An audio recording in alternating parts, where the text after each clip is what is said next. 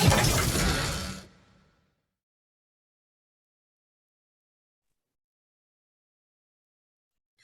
folks. Hey, this is Dr. Terry and Tom, again with another exciting episode of the Metaphysical Mysteries, most interesting part of your day.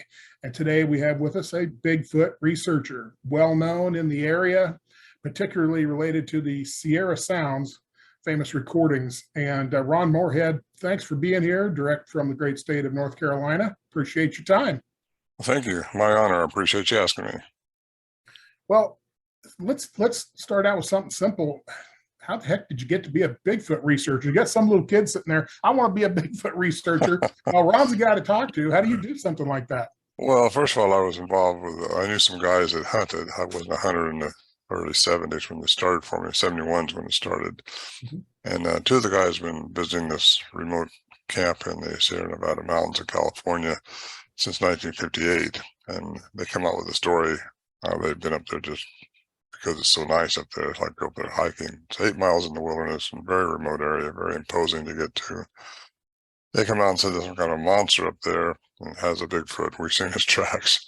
These are avid hunters, and this was 1971. They came out and told the rest of the guys. There's only 5 of them then. I became the 6th after that because one of the guys that when they went up to try to see what was going on, they thought it had to be a bear or something because monsters don't exist in these days. You know, they're very religious guys, and Nephilim and all those people are supposed to be gone, you know, but something up there is a giant, and they're very, making some giant noises.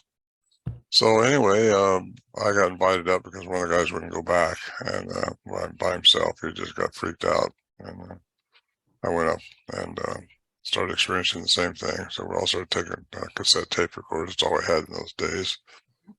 And it wasn't until, so I started going as often as I can. It wasn't until the winter of 71, 72 when you can't get in anymore because the snow was so heavy up there. And Warren Johnson, the leader of our group, he wrote a letter to Ivan Sanderson.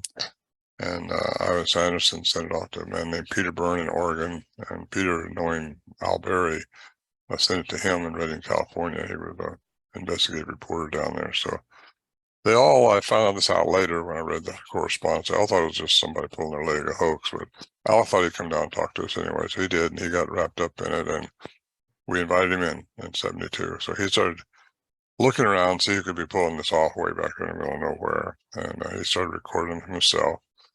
And he's actually fostered the studies on the sounds, which was done by University of Wyoming, Professor Curlin, sound engineer, to see if they were legitimate, because it's unheard of, this type of stuff. And we didn't know how significant it was at the time at all. We just knew it's kind of interesting and spooky at the same time. But he fostered those studies, and those sounds were shown to be non-manipulated. They were not manipulated backwards, forwards, speeded up, slowed down, nothing. And they represented, according to their average human component with their vocal mechanism, a creature 8 foot tall, one of the segments he studied. And that was significant. He entered that paper in the Anthropology of the Unknown Symposium in BC in 1978, I think it was. And that wasn't enough to get academias on board, even though he was, because he knew they were genuine. It wasn't until 2008 when a cryptolinguist trained by the Navy to be a transcriber of unknown codes and languages that got a hold of him by accident. He had to come out and see us. He's named Scott Nelson, and he listened to him, asked if he could go study him, so we let him, and he said, "There's a language here." And language, I still think, well, yeah, we knew they were talking back and forth to each other and to us sometimes, but we didn't realize how significant that was until I ran across Dr. Lieberman at Brown University. He says, only humans have the vocal mechanism for articulating language like we're doing now. No other animal on this planet has that. And he's a cognitive researcher for languages. So anyway, that put it in a whole ballpark. That means the ones we were dealing with up there probably have a human component, or we have a Bigfoot component, one or the other. I don't know what it is. But there's something special about these things, and the sounds are genuine. They've been out there for 50 years now for people to listen to and study, and they can't be debunked because they're real. And a lot of people tried, but they can't do it. And it's inhuman for a human being to make the sounds that these things make, according to cryptolinguists, and according to the scale that Dr. Perlin put up in his paper when he wrote it. He showed the human range, and he showed where these sounds were coming by iconics that were around this average box the human range speaks in. So they're above, in, and below the human range. And I'm not saying they're all that way, but these are the ones we dealt with. I think there are different types of these things all over the world. So they can obviously hear beyond our range then. If they're, well, I don't know how acute their hearing is, but it's probably acute. I would think if they're transmitting beyond our range, I would think they would be able to hear, almost like a dog whistle. We can't hear that. That's right. But we know it works. Right. I think they also can work in infrasound, not just ultrasound. Yes, absolutely. I'm just going to mention that. Exactly. As the cryptid investigations continue on, what role do you think your Sierra sounds that you're known for? What kind of a role has that had in the totality of this kind of research? It takes pretty much precedence over just somebody seeing them and telling them a story, because I have the science behind it. And that makes a big difference when you're trying to tell a story. It's what backs that, what makes that right. Mm-hmm. The Patterson-Gimlin film of a Bigfoot walking in Bluff Creek years ago is probably in the top scale. We're right there with that as far as what I'm hearing, because we have the evidence. We have it's all been authenticated and by professionals. And so when that happens, it kind of puts you up there. So I speak all over about this, and I don't just speak about the sounds, but what I think the sounds has taken me to, and what I think they could be, and what attributes they have, because they have attributes that we just don't have. They're very intuitive individuals, these things we dealt with. I gotta keep saying that, because I don't think they can all do the same thing. I think there's maybe an alien component to them. We're an alien component to us, right? We're all hybrids in a way. So Sure. I mean, that gets into the, that's a whole concept, and I've seen it written in a variety of uncommon books where they've come across the topic of Bigfoot, Sasquatch, as the case may be. And they talk about that whole metaphysical side of things, where they think they're multidimensional type things. What's your take on that? You think that's a reality, or do we just not know enough yet to? I kind of think it's a reality. I've spoken to several people over the years and re-interviewed a lot of people, and really, I think it's our limitations as humans. We only hear within certain frequencies. We only speak within certain frequencies. Everything's energy, frequency, and vibration, as you know. And our light frequency is 430 to 770 terahertz. And outside of that, you don't see them. And so some animals can see outside of that, and some cameras can take pictures outside of that, but we don't see outside of that. So you hear these reports over the years about them disappearing or cloaking. Well, I had to find the science behind any of this stuff. So that's what brought about the Quantum Bigfoot book. You got professors and people who just really knew what we are dealing with all the time, not just what you see, feel, and touch. They'd be shocked. I mean, there's entities all around us that we just don't see. There's things around us that we just don't see. And it gets into Dr. Paul Dirac, his 1933 Nobel Prize for antimatter and density, direct exchange from density to energy, and energy to density. Matter to energy. And anyway, you get that way, and then that would account for the trackway stopping, because somehow I believe through their vocal mechanism, which is very expansive, they can change their frequency and maybe hit the right frequency to change their matter to get it out of our sight. And you don't see energy, but you can sometimes detect it. So, yeah, I think they could be interdimensional. I know we should have seen them more often. I only seen them once, and that was in 1974 when they were trying to interact with me up in the Sierra there. But they were around us really close. And when we were inside the shelter, mainly, it was just a makeshift shelter. And really, as fast as we moved, they were either faster or they weren't to be seen. Right. We don't know which. I mean, extremely I think, your research is fascinating, the book and so forth. The question is, science-wise, we almost need to have a actual physical body at some point before everybody's going to go, aha, okay, that is real. In your research or knowledge, any kind of part piece or anything like that ever really? I mean, I know there's been hair and, that sort of thing that they've analyzed, but as far as an actual body goes, like we would think of a body, has anything ever been actually captured? Oh, a lot. I mean, but it all gets poo-pooed down because the science community just works with classical means, which is Sure. Newtonian physics, 1687. You got to get into the new science, modern science, which is quantum science, to understand how everything works from the minute energy that we're from all the way through the cosmos, according to Dr. Christopher Blair at West Texas A&M. Everything works with quantum physics. We only deal with classical science, and that's all we're trained in our three-dimensional environment. So you got to step out of that and get out of that box to really look for what's out there, and do that through the science of quantum physics. Yeah. And just understanding it is hard to do, but because a lot of things that it says mathematically, you can't ever see it. You can establish it mathematically. I think it was Edgar Mitchell said it takes classical and quantum sciences together to have clear perception. And you got also another, Tesla said that the day science begins to study non-physical phenomena, it will make more progress in 10 years than it has in all the eons of its existence.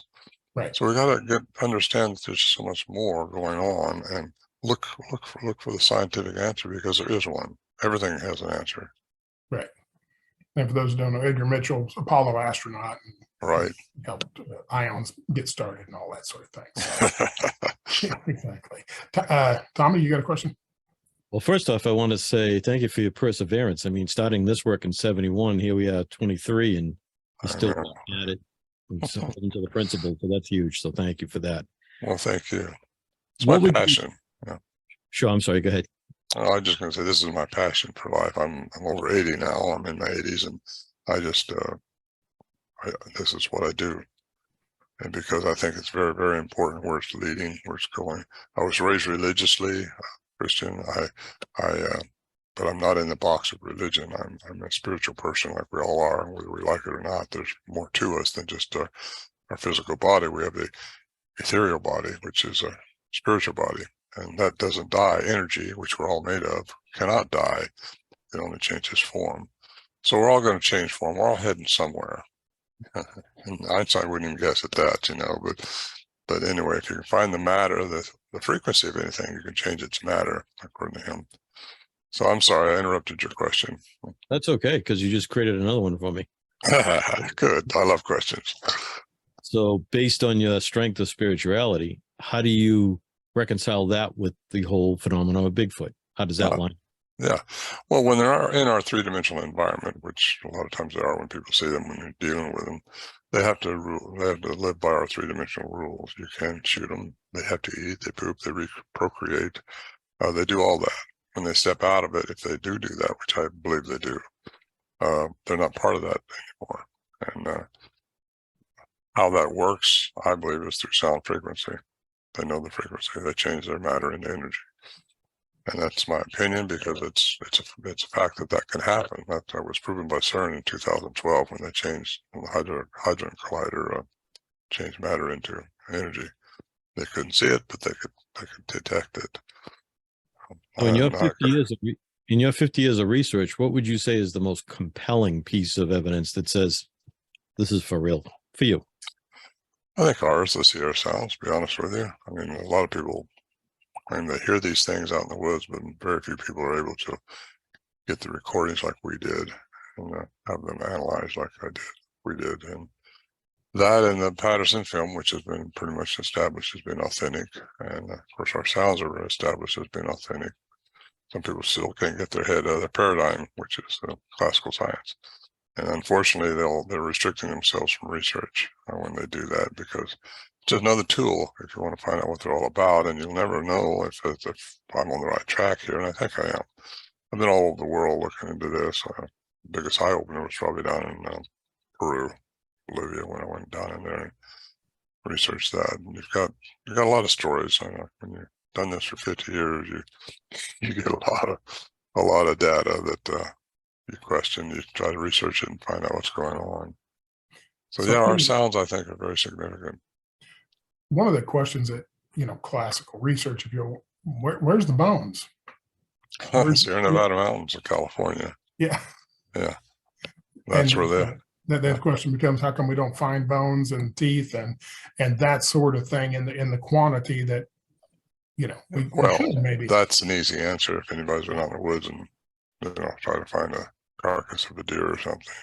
Nature cleans itself up if they're physical beings. Once they're physical flesh and blood when they're here, because they do everything we do. But if they do go out of it, or if they live underground, go underground, a lot of theories about that, they may take care of their own. And so you won't find, I had a bear get hit by a car just off my ranch in California when I lived there, and it wandered over onto my property and died. Well, I got a whiff of it when I was walking around down there one time and called a fishing game. They didn't want nothing to do with this. So I let it sit there for a year and went back, and there's a little bit left. Next year, there wasn't a sign of it. So it doesn't take much. I had the same thing happen. Anybody in the woods knows how that works. So that's really an easy question. Right. Easy answer, I should say. I grew up hunting since I was knee-high to a grasshopper, so I totally get what you're saying.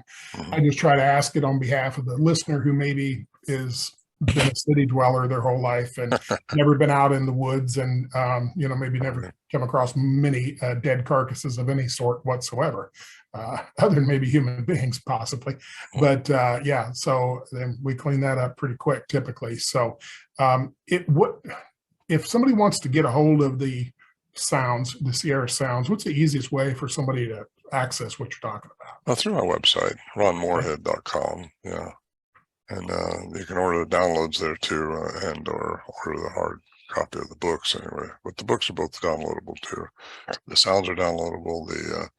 The CDs, I don't ship those anymore. Just too much trouble. Right. But if you find a store, and I do distribute them wholesale to several stores around the country, not several, but a few. Okay. Some people still have a hard time buying into it, unfortunately, because they still live in and think they got to see it to believe it, or have to cut it apart or something like that. And exactly. That's a problem. That's a problem they have, not me, because I know they're out there, and I think I know what they're for. But well, anybody who spends as many years as you had investigating it, I mean, that in itself gives a big credibility platform for you to bring this stuff forward. It's like anything else. You can't expect people to know what they don't know. And, right. If they've never been around it and never plugged into that and really went out and done any adventures of their own, you can't expect them to know it. It's just, it's not going to be, if you had to put together a rocket and you're not a rocket scientist, you're not going to know how to do it. And you're not going to believe you could actually shoot people to the moon. But once you see it, that's what I do at these conferences. Excuse me, Jerry. I speak at a lot of conferences, and I try to bring this out in a thoughtful way so people, the layperson, can catch it, grab it, and realize just how significant it is. Because if something else can talk on this planet besides humans, then that's significant, I think. According to Dr. Lieberman, it's very significant. Yeah. Do you think these things predate us as humans, or they came from a time period when they were maybe extraterrestrials were supposedly adjusting DNA? What's your thoughts on their background? All in both. Okay. Yeah, I think a lot of them will probably be here and came before we did, before Homo sapiens, and they've been here and they've evolved and they've crossbred probably with the indigenous people over the eons and makes some of them more human-like, some good different attributes than others. But I believe in different type of aliens have been here too. I've seen evidence of those in different places, and I think they've all messed with the genome of different species on this planet. And my theory is they try to hybridize this planet so they can have their species acclimate to the environment here. That's just my thoughts.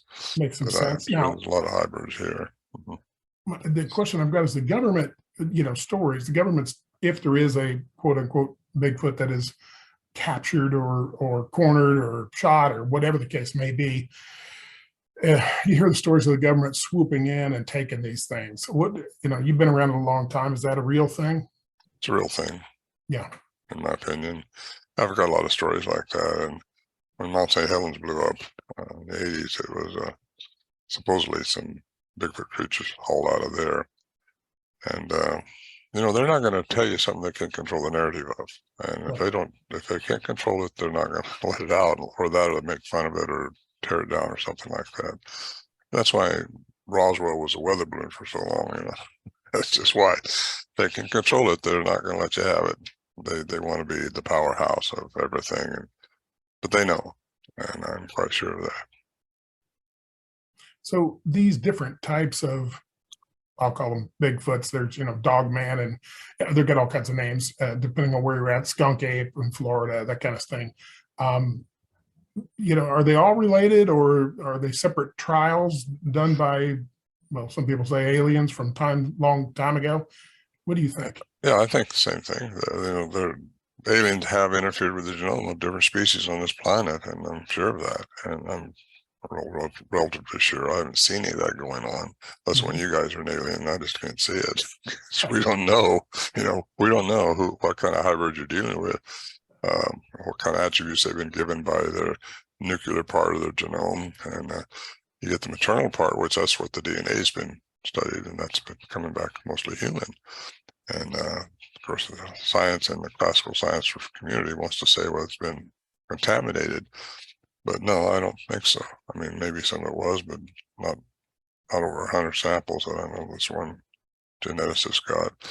Then there was another geneticist that went up in Himalayas and out of Bhutan, and with a National Geographic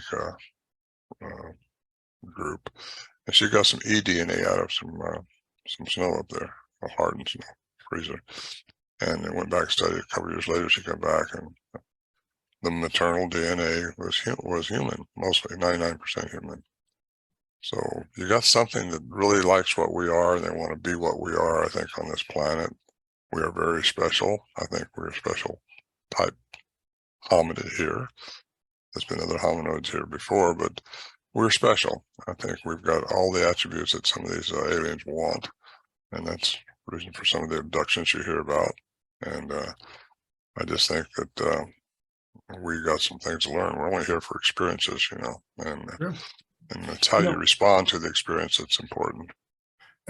We get so many reports of flying saucers, UFOs related to Bigfoot. Is that them coming to take some of these back home, so to speak, or to deposit, or a little bit of both? Maybe both. I don't know. I hear the same stories, and I know the 1888 Huffington Post came out in 2012 with an 1888 article from the Humboldt Times. It's down by Eureka, California, and it used to be anyway. And they said it was the first report of a UFO and Bigfoot, because it's really what they seen, a rancher and a bunch of natives up there witnessed a small moon coming down and 3 crazy bears jumping out of it. And then I've interviewed people that have actually seen them both at the same time. And I saw a UFO up at our camp once. I didn't talk about that much, because in those days, if you said UFO, they put you in funny farm. And they put you in funny farm with a lot of stuff you say now. But really more, I don't care, because I have a passion for telling people what I think and what I've discovered over all these years, and what I think I know, and then what I know. I know the sounds are real, and I know that I encountered these things. I don't know what they were trying to say to me when I started interacting with them in 1974, but cryptolinguist says he thinks they were slowing their language down, because they speak very rapidly, and very rapidly. Yeah, that's what I've heard. Exciting stuff. It is. Exciting times we live in here. A lot of changes fixing to happen. A lot of breakthroughs. Thank goodness. Yes. The 3 crazy bears jumping out of a craft. That's Tom and I have law enforcement background, so we've seen 3 crazy bears falling out of a bar before. So it's kind of one of those deals. Yeah, makes you wonder. But Tom, you got a question? Yeah. With your time in doing the research, obviously, if they're from another dimension, they're probably watching you and what you're doing. Have you found over the years that perhaps the encounters, they're more open to reaching out to you to try to share information, or is there still that hesitancy that you're finding with? No, they do reach out to me. I have them no matter where I go, and their energy is sometimes doing something to me, and sometimes it isn't. I mean, I've been just things that happen, all the way from something waking me up, beating on my house to something grabbing my feet or something while I'm in bed, And you got to always ask yourself, well, is that real or was I dreaming? Well, sometimes it's just not a dream at all. You wake up and see something there, and yeah. If I saw an 8-foot hairy thing at the end of my bed rubbing my feet, I either say Terry's walking in his sleep or I got a problem here with this. Well, first it started frightening me a little bit because, you don't really know what's doing. I look at my wife and not her. So I thought, well, what's doing that? And I just started saying thank you because they're waking me up for a reason. And there's more going on than what our eyes see.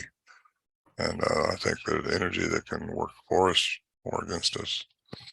And there's different types of these things, depending on the agenda and what created them. Obviously, the sound still has to be translated, but if they ever try to reach you from more of a telepathic type communication model? I've been asked that before, Tom, and I don't think so. I mean, not that I know of. I always try to, I'm a very analytical person. I always try to figure out what I was thinking about that could have brought that thought to my mind. And a lot of people call it mind speak or something, but there's a fancy word for it called quantum entanglement. So it's like you sense something and somebody's thinking about you or something like that, you pick it up. That's just part of our human construct, and we're able to do those things. We're able to do a lot of things that we just haven't evolved into yet. Right. So mind speak, a lot of people claim they got it all the time. Some people say they got it sometimes. I think maybe, and my theory is, when they were trying to speak to me, when the cryptolinguists said they were slowing their language down a little bit to maybe communicate something, might have been because my frequency wasn't right and they couldn't get through me the other way. So they was trying to tell me something. Definitely asking me something. You can hear the question inflection in the recordings I got. And it just always got me wondering what they were asking me, because I didn't know they were asking me. I thought, this is, so I started mimicking them. And I think they found that humorous, really.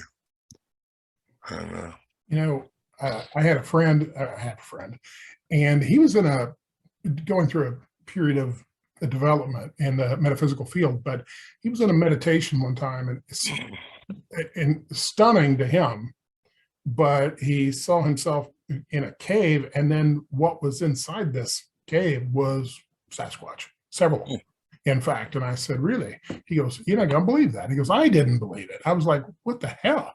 And he goes, it's as if my mind transported to this cave. And I'm like, okay. And he goes, I said, well, did they talk to you? He goes, well, not like with a verbal, but with the mind, yeah, they did. And I said, well, what'd they have to say? And he said, they're just here to help the planet. They're not trying to do anything to us. And they were very gentle and just really fascinated by Earth and so forth. So, and he's since had multiple, conversations in that way. And he's not like a big known psychic type person or anything, but he was really stunned that it even went there, because that was not what he was thinking in the meditation. And to be able to project into that, he was like totally stunned, because that was not even on his radar in any way, shape, or form. And he found that fascinating, but also the ability to go back and do it again with different creatures for the most part each time. So I guess that leads me to my question. Are you familiar with other investigators that are using psychic medium type people to join part of the team to try to make contact in that way? There are investigators doing that. I know some. Yeah, they do just that. I've learned how to meditate. I think it's very important that we learn how to meditate, to open up and just be. Don't try to make something, just be. And I think the receptor is our pineal gland, and I think that's our third eye. And I think that has to be in communication with the heart. The heart is really where everything evolves from. And it has to be in coherence with the brain, the outside brain, not the inside. And you get all three of those in coherence, so that you can pick up, and you can be, and you can do it all. Absolutely. Right out of the Gospel of Thomas, right? And and science as well. We know, we have to have those brain and heart together in order to, make those connections and make magical things happen. Let's put it that way. Well, we call them magic, but really it's indistinguishable from quantum physics. Yes, exactly. When you don't know what it is, a lot of people call it magic or faith or whatever. But until we get our science hands wrapped around it and kind of put paper to pencil to paper and go that route. So, Tommy? No, I find it all fascinating. What about from technology with the emergence of, different monitors and meters and such? Has any of that helped you in your quest to, shed proof on this whole phenomenon? Hasn't helped me because I haven't been using it. A lot of researchers use that, and I've been on a couple expeditions where they've used it. But these things have a way of sensing those things. They're very intuitive. It's what I found out is that's how they went around our traps, because we should have got some pictures of them. We never could get a picture. Got the recordings, but somehow they allowed us to do that. I say they allowed us because they can kill your batteries just like that. And that's happened with the cryptolinguist that I've taken up there a few times who's tried to record. And but yeah, that does work for some. And but I found that what I'm into with the sounds and the credibility behind the sounds, I just stick with what I think about those and go with that with these meets and how it leads me into. Because Al Berry, the investigative reporter up there, had a master's degree in science. He says, you got to stay with science. Don't talk about the woo-woo stuff up here because no one's going to invite you to talk anywhere. So didn't for a long time. But I'm at the age now where I tell it the way it is, the way it was. And I don't really get out in the woods that much anymore. I'm in my 80s now, and I just, I don't. Anyway, it's been a fun run. You talked a little bit about infrasound. You want to tell the audience what that is and how it relates to Sasquatch? Well, if it relates to Sasquatch, which I believe it does, we don't hear it, but we feel it. It's below 20,000 hertz, 20 hertz, and it's something we can feel. Large animals use it. Giraffes use it. Large tigers use it. Elephants use it all the time. It sends a message for miles. That's how they mate. That's how they find their way to different places. It can freeze a prey. The lions using it. I think me and another guy got froze up there, and that's why I think it's probably infrasound. We heard this thing mouthing off right outside our shelter, and we thought, well, we jump through this doorway right quick. We'll see it run off. Bright moonlit night, and we jumped through the doorway, started heading towards that big tree where we thought it was, which wasn't very far away. And we just both got frozen in our tracks, and we don't know why. Other than he looked at me, and we weren't talking to each other, and we weren't afraid. By then we knew they wasn't going to eat us or carry us away or nothing. So we looked at each other. And he said, "I don't know about you, but I can't walk. I can't go forward anymore." I couldn't either. It's like a Star Trek force field or something, and that's how I relate to it in my book. And so we turned around, went back in. As soon as we got back in, it started mouthing off again. So it's really, I think they thought it was funny because they always think, and we do, but they think that we think we're smarter than them. You get out in the woods, they got the handle on things. At least the ones we dealt with. I keep going back to that because I don't know if they're all the same like that. I don't know if they all have the same attributes that these had.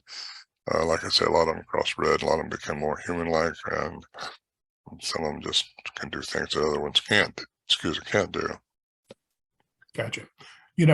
We talk to, on this show, we get an opportunity to talk to a wide variety of metaphysical people, and then researchers and authors and writers and doctors and all this sort of thing. And the infrasound comes up also in ghost hunting, and where it gives a sense of terror or fear, almost freezing you in place, so to speak. And that is something that is, obviously applicable in the animal kingdom, as you described. And I think more research in that area would be really helpful and I know that's challenging to get that point, but I really think if people understood that and could monitor that, I think they could really maybe find some technology to advance us beyond it, so we wouldn't get froze up. We'd be able to move on and see what we're supposed to see. But it crosses a whole lot of lines, across the spectrum of metaphysical people, and I think people need to understand that. Yeah, well, there's our reporters excuse me, there are recorders that'll record infrasound, as you know, but it's big. It's a lot of it. We contacted a scientist, some place where she worked with infrasound in large animals, and we gave her $2,500 to look at our sounds, and she did, and she heard what she thought was something human in there, which you will if you listen to it, because it's in our range, and it can be, and she thought it was fake. And Al Berry, having a master's degree in science, just got all over her and wanted our money back because she wouldn't study them then. And she was going to originally send us some equipment to use, plant stakes all around so they could actually pick it up with satellites and pick up infrasound and record it, because you won't ever hear it, but you can record it, and that way you can see it and know what's going on. Then if you can transfer it some way into the meaning of it, that'd be really, really interesting theory. You know, I think that the research that you've done and others like yourself over these decades, sometimes you know what you've seen, but I think this will surpass, we'll all be in the grave, and people will look back on this time period as when they got some of these basics down, because and opening people's minds, scientists' mind, and researchers' minds, to look beyond, the classical science. And this lays down a tremendous amount of work.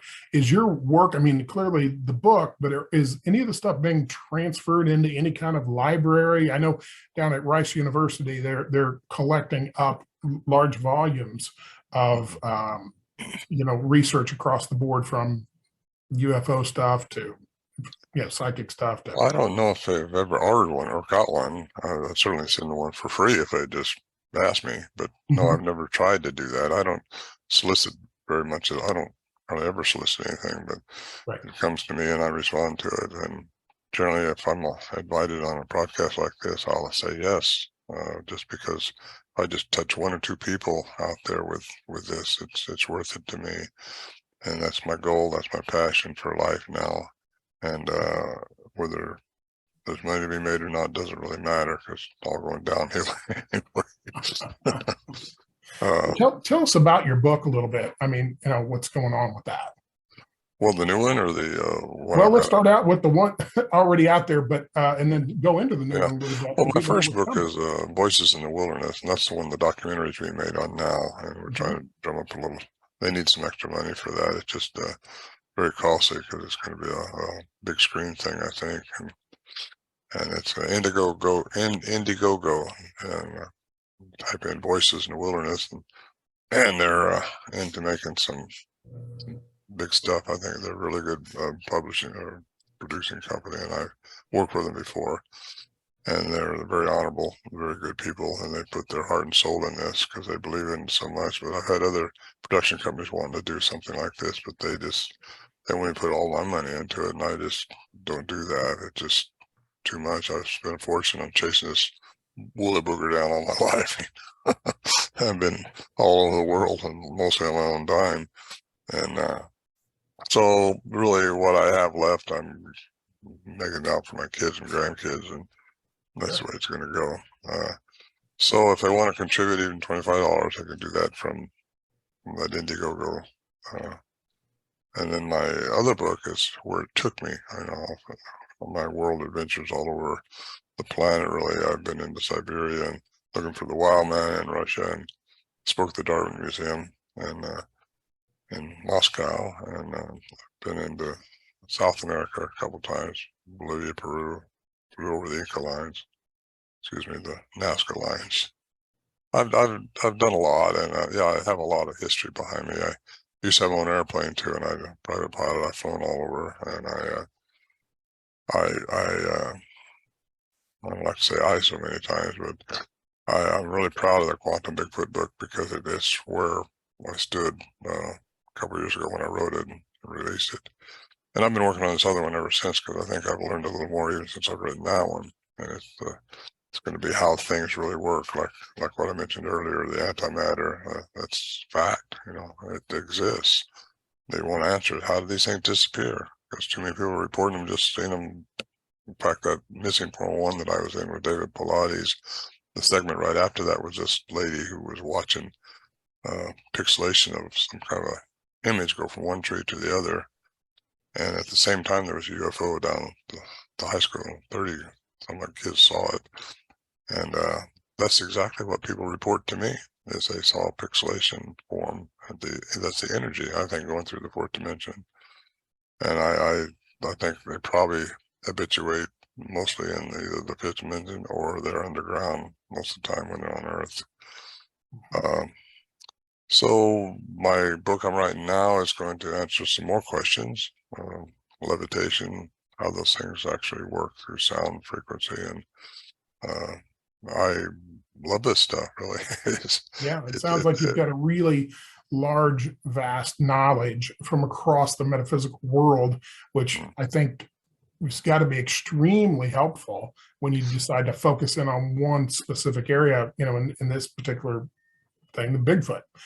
So bringing all that to bear has got to have a tremendous benefit for you.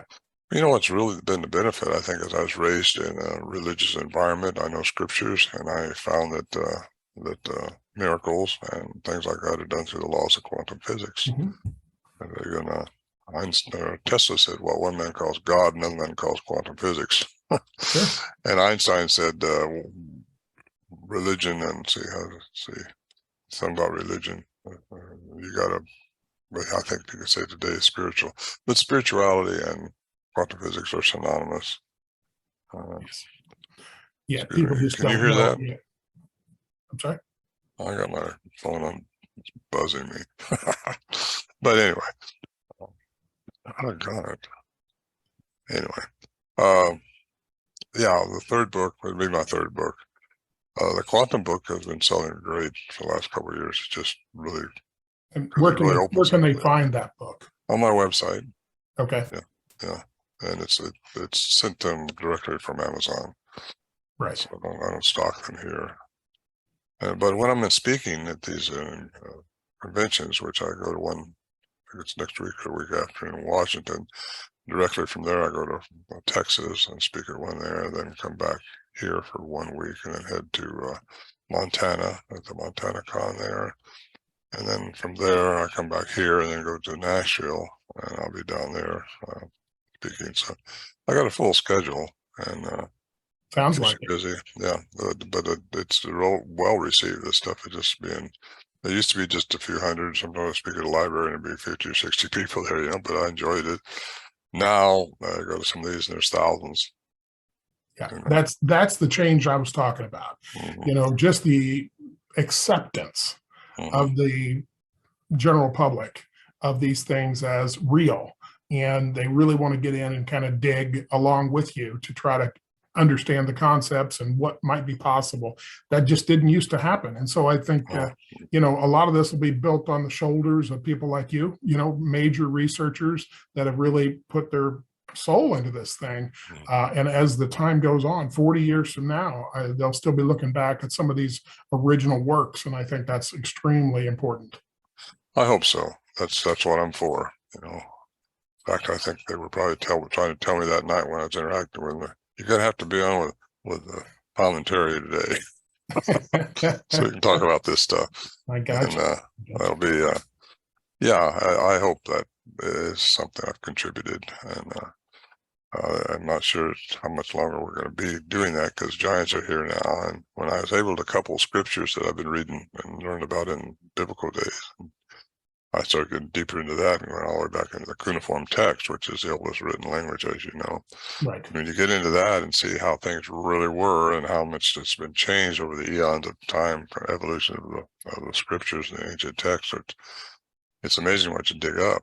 And most people don't want to do that. They got their box made up. Don't confuse me with facts, Yeah, that's exactly right. And I always tell people, the New Testament is like a newspaper, and the Old Testament's not much. It's just like last week's newspaper. It's still very current. I mean, in comparison to the totality of time on this planet, you got to go all the way back, and get some really ancient stuff to get a sense of what actually occurred pre-Diluvian times and so forth. Because there was, and we are finding all these things, Nazca lines out, temples, all kinds of stuff, pyramids, 10,800 years ago. And the Old Testament's only 5,000 years old. And so, you got to go way back. And so people think of the Bible as ancient text, and it's really not. Abraham and Sarah came from southern Mesopotamia all the way up into some Samaria area, and they were raised in the culture of the Sumerians, and they would have had the cuneiform text, which was transcribed by the Sumerians, and that's where our Bible originated. A lot of the stories came from them, from that, because he was the father of the Hebrew. Anyway, I know a lot of that stuff, and that couples in with a lot of the stuff I'm learning with the Bigfoot and the UFO. And now that the government has acknowledged UFOs and aliens, well, it's all right to talk about that without getting laughed out of this room, So that's what I try to do. Is I think it's opened up our scope of things, because again, like I said earlier, and I still believe it, that if they can control the narrative, they're not going to give it out. They're just going to control what they can understand and deal with, and they really can't do that with Bigfoot, because they can't tell people it's a part alien or something like that. But there's that story you talked about giants, and there's the story, of course, the classic one that's out and about all over YouTube is the one about the special forces or whatever, the military, over in, I think it was Iraq or Afghanistan, I think it was Iraq. Anyway, where they were in a cave, and obviously they ended up shooting this. That was a Kandahar giant. Yeah, the Kandahar giant. They had to shoot it in the head to kill it. Right. That's kind of significant, because you get way back into Daniel Boone's got a story about hunting them here. I don't know if you know that or not. Hunting them, but having to shoot one. And his son was would run into one, and they couldn't kill it. And Daniel Boone shot it several times. It wouldn't kill it until he shot it in the head. Then he had to open it up to find out why he couldn't kill it. And they found this breastplate was solid, instead of ribs like we got, just solid, and that the bullets wouldn't penetrate it. So there's more going on with this stuff, and until you cut one open like he did, you don't know that. But he had a hard time with some people believing him, but he wrote it down, and that's the story. Yeah. And he's sticking to it. Well, yeah, I mean, can't change it now. He's kind of gone in the ground, so to speak, unless he comes back in another form, but he probably won't remember it at that point. Right. But, yeah, I mean, I think as these things come forward and they get released through whatever means, and whether that's somebody leaking it or the government finally releasing it, which I wouldn't count on, but well, they got the whistleblower rule now, so yeah, well, for whatever that's good, and they still go after you anyway, so it's kind of a whistleblower protection, but you do what you can do, right? Right. So, Tommy, you get something? Yeah, Rob, what's it like for you personally after 50 years to be essentially at this point validated? Like you said in the beginning, you had to keep it quiet. No one really paid attention. But now you're talking to thousands. It makes me feel good, that people listen to what I'm saying and it makes sense to them.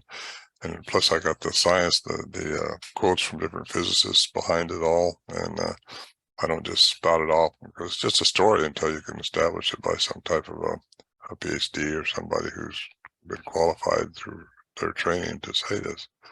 And it's very it's good, and really I don't get eat on, because I let the facts and what I've got tell the story, and it's not just me telling the story. It's what this is taking us to. But there's aliens here, there's giants here, and just like the biblical days, before the deluge. And that's what we were warned about by the Master himself, as it was in the days of Noah, so it should also be. That's why I started studying this, because it's like it was in the days of Noah. Like the Nephilim and so forth. Yeah, but what we got to watch for is AI. I think that's your big thing. Yeah, AI is going to really scary aspects to it, and it takes away the humanity of us all. Well, it's significant, more so than anybody really thinks. I think I believe that anyway. Absolutely, and it's not a soul. And people think it's artificial consciousness. Maybe I think you got a long way to go to get there. Well, I don't know how they can if they can transfer the consciousness into a biological body or not, but they may not have to. They say some of the aliens that come here are really just a consciousness being into an AI form, or not biological. Yeah, and that would make sense. Really, well, it doesn't make sense, but I mean, it adds up. Yeah, because we covered about 12 different rabbit holes we could go down and talk for hours on. Oh, I do. And so I think, when we talk about, okay, we're talking to a Bigfoot researcher, I want people to understand, our listeners, that listen, these guys have got a ton of background in a lot of other areas. What you may know them for is their Bigfoot research, but they certainly don't come unarmed as far as knowledge in the scientific method, as well as all kinds of metaphysical background. And I don't think they think it's a bunch of yahoos going out with their shotguns and rifles and, looking to possibly pop a Bigfoot, out in the woods and stomp around and eat cans of beans in the meantime, and that's not what's going on here at all. There's a whole lot of application, layer upon layer of technology that's being applied here to try to get the base of science to where the rest of the world will actually take notice and go, you know what, this is a real thing. Well, some people just won't buy that until they see one or have some kind of something going on with themselves. Right. I've known some of these researchers for 25, 30 years, and they were stuck right where they're at, setting up truck cams or something. And not that that's wrong, but it's not what it's all about. And if they grab a picture, great, but that's not going to prove anything. There's already pictures out there, trying to get a handle on this thing's like trying to nail Jello to the wall if you stay within classical science. Exactly. Well, I saw one of the BFR folks. One of them said that the next big breakthrough is going to come from drone technology. Got a thought on that? Yeah. I think we're trying to spend somebody's money. But I know those guys. I know Matt Moneymaker. In fact, he coined one of my sounds before he ever started to be a FRO. And he coined the samurai cry that I've recorded. It's a big cry that comes with nothing. I saw one actually. And they're not bad people. They're all good people with sincere attitudes. But no, drone technology is not going to do anything for them. Mm-hmm. They've already done some of that stuff, and I heard he was trying to put that together years ago, but again, it's just getting somebody's money to put it up and go for it. Right. But it's not going to give anything, in my opinion. Maybe they'll get lucky, but what are they going to get lucky with? The picture? Yeah, exactly. Even if you do get pictures and these things look so much like human, apparently, that somebody will say, well, that's just somebody dressed up in a suit or whatever the case may be. Somebody's going to nig you no matter what you do. They're going to give you for a phony or something. But I know I've tried to do that a few times, but again, I let the facts about what I've got speak for themselves. Right. I just try to explain it to people in a good form. I honestly believe for the vast majority of people that are not into it, not spending any time doing any research, if you don't have the corpse of a Bigfoot on display somewhere, they're not going to believe it. That's where most people are at, I would think. Mm-hmm. But I think there's enough evidence beyond that people, it's growing exponentially. It certainly is. Yeah. Yes. And they do. There are corpses of these things. I think the military wraps them up just because they can find them as soon as somebody turns them in. Because again, they can control it. They can't control it. They got to control the narrative. Right. And if they find out these things are part alien or what we've been talking about, sure. They're stronger than us. They're fast, so fast, right. And they think with more than we're thinking with. They're very, very intuitive, and my opinion is they're not going to find it that way. These things got to come out of the woodwork and just say, "Hey, here we are. Deal with it." Yeah, I had one kid ask me one time, says, "What do you think would happen with a Bigfoot and a grizzly bear?" What would happen there? Well, I don't know, honestly. I think most of these things are friendly and they do get along with other entities, I guess. Mm-hmm. But I think, again, that's done through what they can make you feel, either through vibrational energy or something. Grizzly bear is a wild animal. And they are huge, and they are very, very strong and can be aggressive. These things are very, very strong and very, very big too. So I'm not sure who would win. And I don't know that it hadn't happened already. I had a guy up in Alaska tell me that he saw one fighting a grizzly bear. Wow. And The rest of his story I wiped out, even though I kept it in my head. But he said he saw it disappear after that. Did the bear I can take go you with right to it? the spot where I can take you right to the spot where it happened. And of No kidding. course, at that time, I didn't know about physics or how things really worked on this planet like I do now. Right. And I disapproved of myself, but that's what you do. If you I just listen to people. I don't judge them because I'm not about to judge somebody else's work. When I haven't been there and witnessed it myself, I'm not going to put that on anything. Right. So I try to not do that at all. Right. Well, that's what we do here at the podcast. I mean, we want to hear your side of the story, so to speak, and just get the information out, because we're not judging it. We're just saying, here's what's out there. Here's the researchers that are at the highest level, and look at their material, look at their books, and make your own decision. If you want to do the research, these folks have done the groundwork for you. Makes it so much easier. You can sit in your living room and read their book or listen or watch what they've got, and it makes it so much easier for you to come to conclusion yourself. I'm glad you guys are doing this. Really, it should open some minds up. Everything you do. We hope so. We hope so. So we're about to wrap up here a little bit. Tommy, you got any closing thoughts? Yeah, Rob, I just want to thank you for coming on here today and sharing your history, your story with the audience. It's really impressive, to say the least.